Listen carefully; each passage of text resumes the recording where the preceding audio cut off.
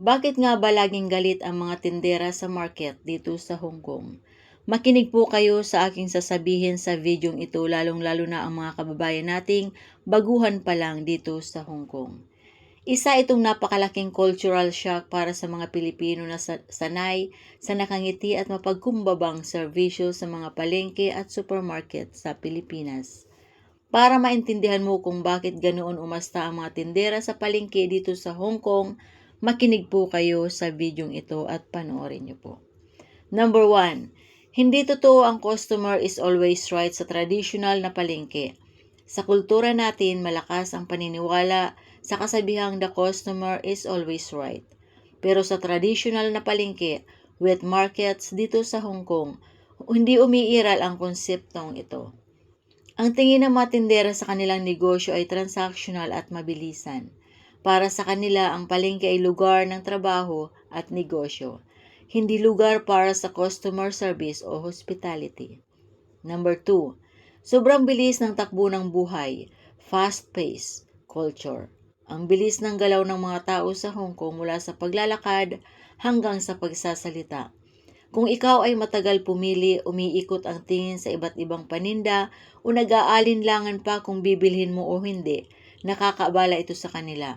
Para sa kanila, sinasayang mo ang oras nila na pwede sana nilang igugol sa pag-aasikaso ng susunod na mamimili. Number 3, iba ang estilo ng komunikasyon, direct and loud. Madalas tayong masanay na ang pakikipag-usap ay malambing at magalang. Sa Hong Kong generation na tindera, ang kanilang paraan ng pagsasalita ay prangka at diretsahan. Walang paligoy-ligoy.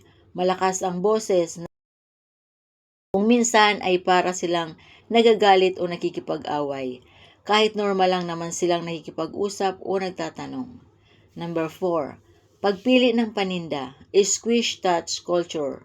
Isa sa pinakamalaking bawal sa mga palengke rito ang pilit na paghawak, pagpiga o pagpili sa isa-isa ng mga gulay at prutas, tulad ng pagpili ng pinakamagandang kamatis o mangga. Gusto ng mga tindera sila ang kukuha at maglalagay sa supot para sa iyo.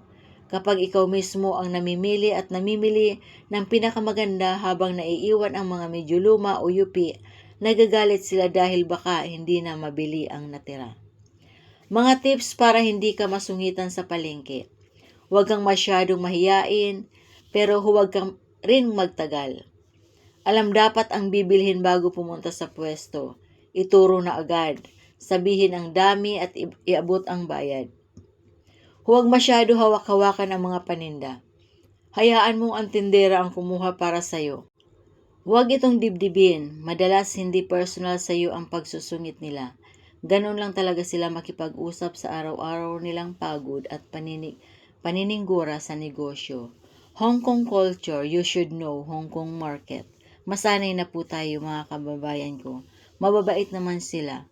Kung marunong lang tayong makisama at makipag-usap at sumunod sa kanilang rules. Thank you so much and God bless mga kababayan. God bless. 15 minutes later. So, ayan, thank you so much and God bless. This is May Vlog.